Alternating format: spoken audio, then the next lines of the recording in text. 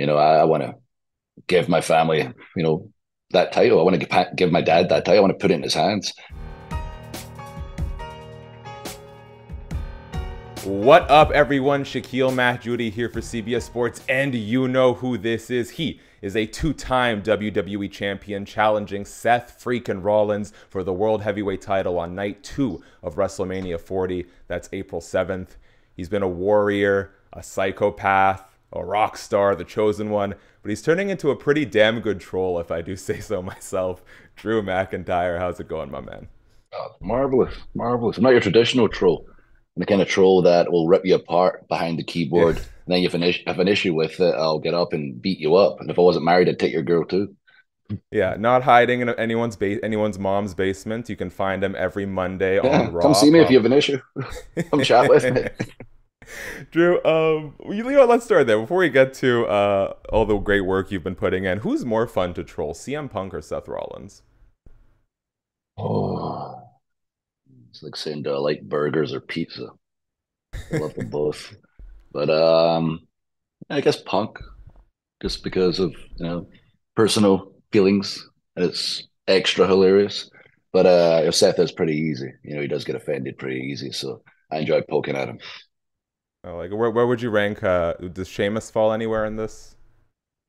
And like to Just on the trolling scale. mess with him.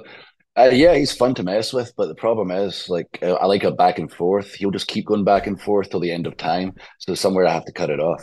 If you get in a back and forth with him, he will not stop. He has to win, and it could take 5,000 tweets before he stops.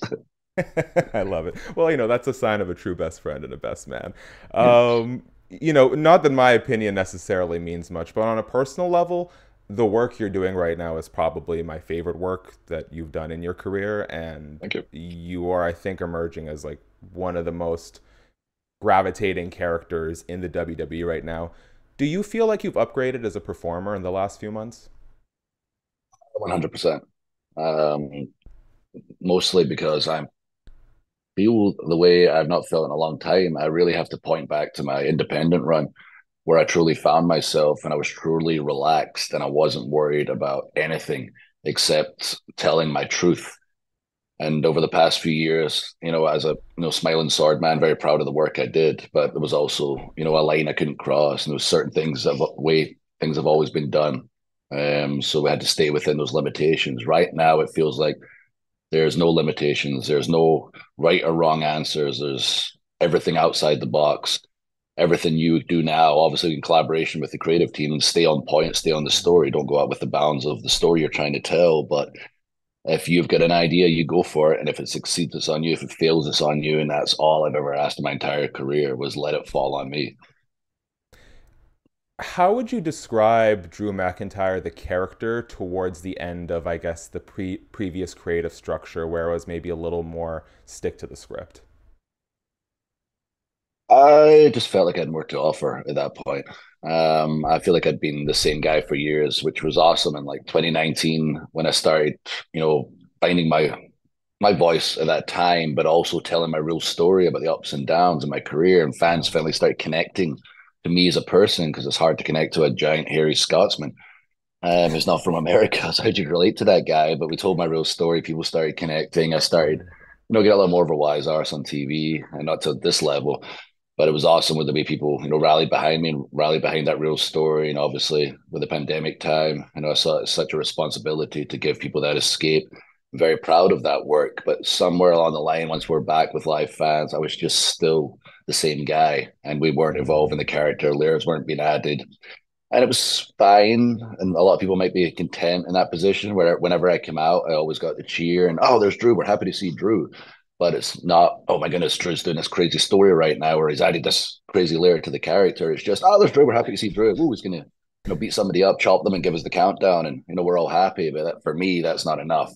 I want to be constantly evolved, and I want to be constantly, adding layers. We're 52 weeks a year. We've seen Mm-hmm. how successful the bloodline's been, just developing these characters into rather than just one dimensional, these fully formed characters like any television show, like major show. And it's like, hey, it's working over here. Why shouldn't the rest of us be doing it? And I know I've got the capability to do it. So it's now awesome that I'm getting that opportunity to use real life, which we've kind of done in the past, but now there's no restrictions. You can use the past 4 years of McIntyre material. I can use Mm. the past 38 years of my life. If anything makes sense to enhance the story or grow the character, then I'm all about it. And everything that happens week to week, I also think about it now. How can I spin this, put it socially, make it make sense for people that are not following what happened? Like last week, Seth, for example, might seem a bit weird. People, he was like, hit me, hit me. Why would you want Drew to hit him or whatever? And how angry I was getting. And I left. You're bottom of my list right now, my priority list when it comes to WrestleMania and McIntyre. Drew, me, controlled myself, and later on, I was able to do the TikTok, and I'll probably reiterate it like tonight. It's just I know what you were doing. I'm telling the truth. I'm not playing mind games. I'm telling the truth. But he's a mind game player. He wants to play on my anger problem, my known anger problem, short fuse, and I passed the test. Like I wanted to show I'm changed, behaved like a champion, not a hypocrite. He was trying to prove otherwise, and I passed the test 6 months ago. Would have torn to pieces, evolved as a character. And Seth Rollins, the same guy. He just switches character all the time. He changes his character more than he changes those stupid outfits. Drew, been the same guy for years. Just tell the truth, got my killer instinct back and evolved. Can control my anger. Well, I not to go off on a tangent here, but I very much am on board with what you're saying in the sense that like we don't often enough see characters undergo like a slow burn transformation from like fan favorite to villain. And what's more, I feel like the best sort of movie villains are ones that are relatable, ones where you can sense what their frustrations are. And I feel like this iteration of Drew McIntyre, maybe where we gotten, some people might disagree with the motivations, but if you source where these frustrations come from, they're all valid, they're all relatable. And I love that, like you mentioned, there's these layers to this character.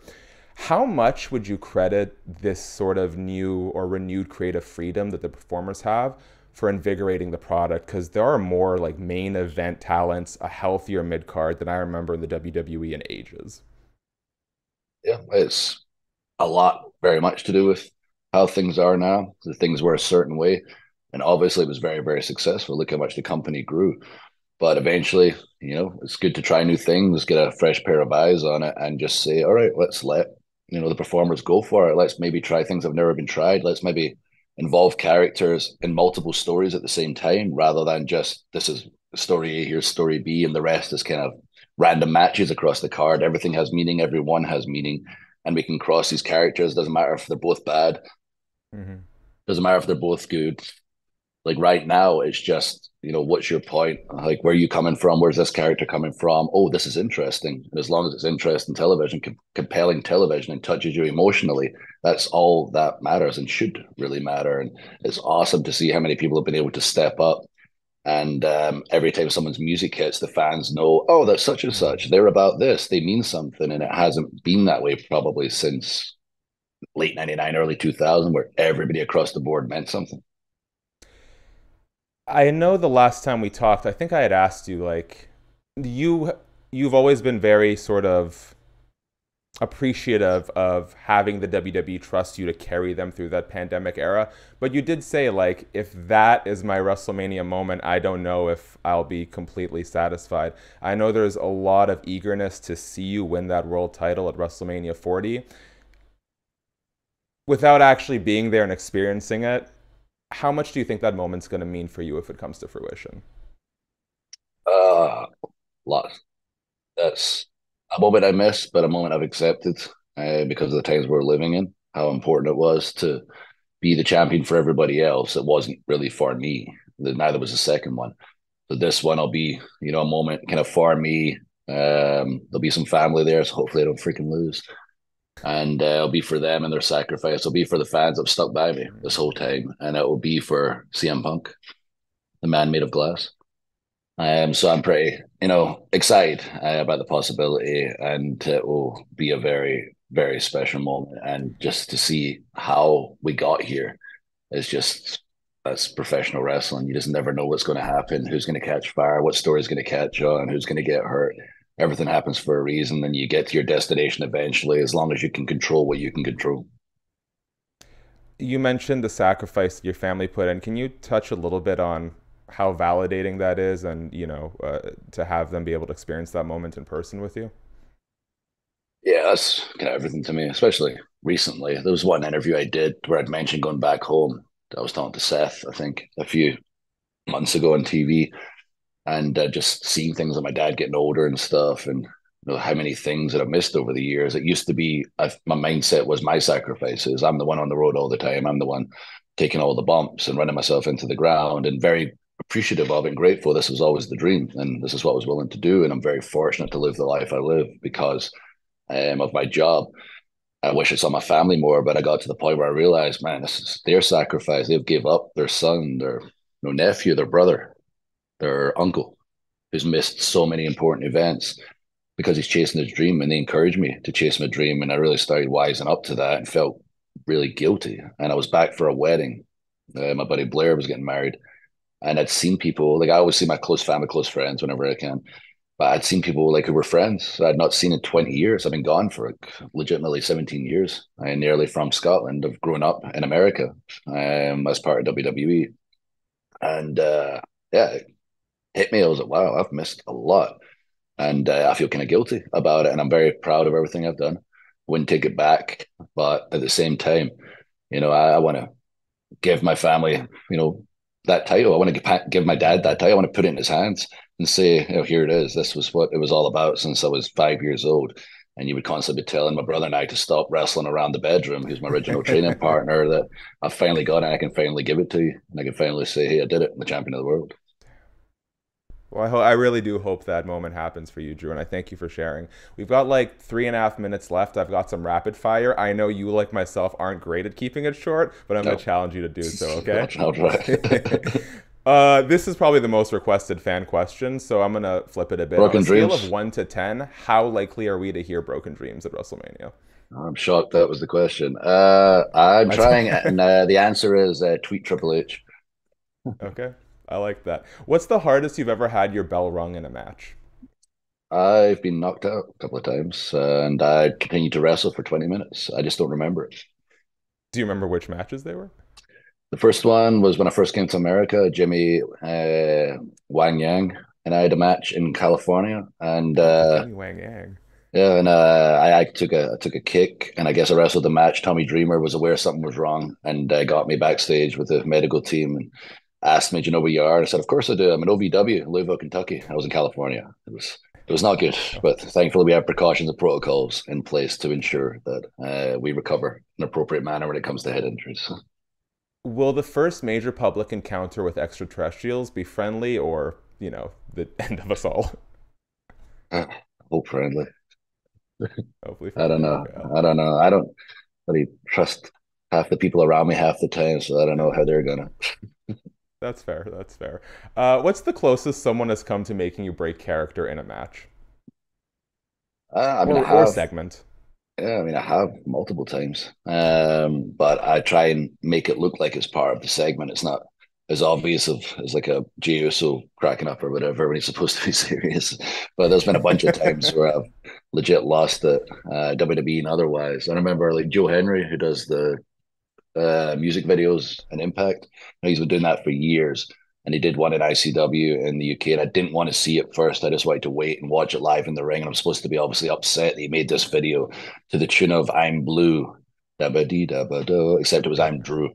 And I watched it for the first time live, and I had to put my hair in my face because I was laughing so much. I couldn't control myself. So that definitely one. And I know it's Seth almost cracking last week when I did his little laugh in his face. I don't know if he expected that one coming. He was like, the angry eyes, and I saw him just change all of a sudden as I was going. Okay.